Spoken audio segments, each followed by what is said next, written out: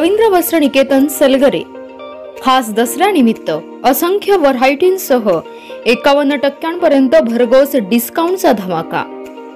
आमच्या सर्व मिनी स्टोअर्समध्ये नवीन व्हरायटींसह तोच दर, तीच सेवा, प्रशस्त दालनात बजेटमधील खरेदीचा आनंद। त्वरा करा, आजच जवळच्या मिनी स्टोअर्सला भेट द्या। आमच्या शाखा आहेत तासगाव, जयसिंगपूर, सांगोला, विटा, जत, संख, कवठेमहांकाळ, शिरोळ, कडेगाव, इस्लामपूर, सावळज, कोळे, पलूस, आरवडे तसेच कर्नाटकातील रायबाग, शिरूर, तेलसंग येथेही सेवेत। सांगली जिल्ह्यातील 38 गावच्या शेतकऱ्यांसाठी किसान सभेचा पुढाकार।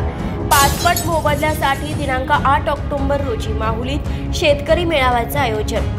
पुणे बेंगलोर या ग्रीनफील्ड महामार्गावरील शेतजमिनींचा 5 पट मोबदला मिळावा यासाठी शेतकऱ्यांनी आंदोलन करण्याचा निर्णय घेतला आहे।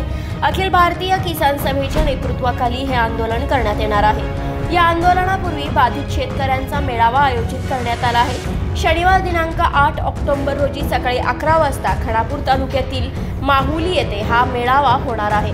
पुणे बेंगलोर हा महामार्ग सांगली जिल्ह्यातील 38 गावांमधून जाणार आहे। या गावातील बाधित शेतकऱ्यांना रेडी रेकनरच्या 4 पट तर महामार्गाच्या जवळील जमिनींना रेडी रेकनरच्या 1 गुणांकाने तेही टप्पा पद्धतीने मोबदला दिला जाणार आहे। हे पूर्णपणे शेतकऱ्यांच्यावर अन्याय करण्यासारखं आणि देशोधडीला लावण्यासारखं आहे। त्यामुळे किसान सभेच्या वतीने पुण्यापासून मिरजपर्यंत शेतकऱ्यांना एकत्र करून आंदोलन करण्याचा निर्णय किसान सभेच्या वतीने घेण्यात आल्याचं उमेश देशमुख यांनी सांगितलं आहे।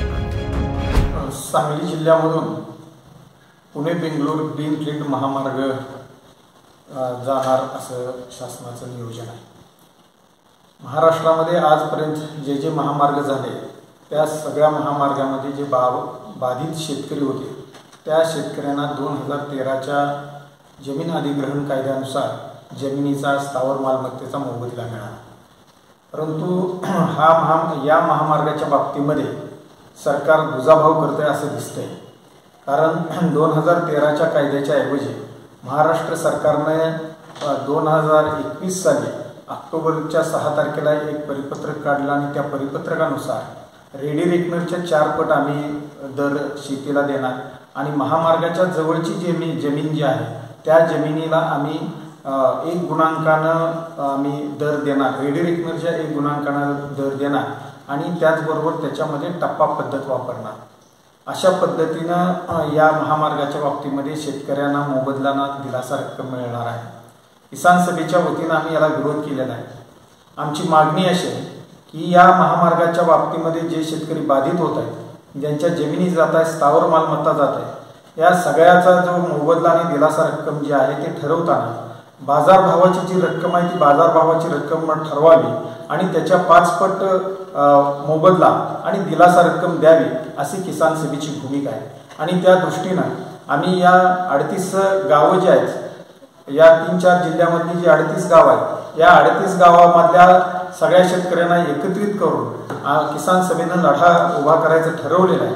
आणि येत्या 8 तारखेला माहुलीला आम्ही या 38 गावातल्या शेतकऱ्यांचा मेळावा घेऊन पुढील आंदोलनाची दिशा ठरवण्याचा निर्णय हा किसान सभेने घेतलेला आहे। आपल्या माध्यमातून या महामार्गाच्या क्षेत्रामध्ये जे शेतकरी येत आहेत त्या सगळ्या शेतकऱ्यांनी या मेळाव्यासाठी उपस्थित राहावा असं आवाहन मी आपल्या माध्यमातून केलेलं आहे।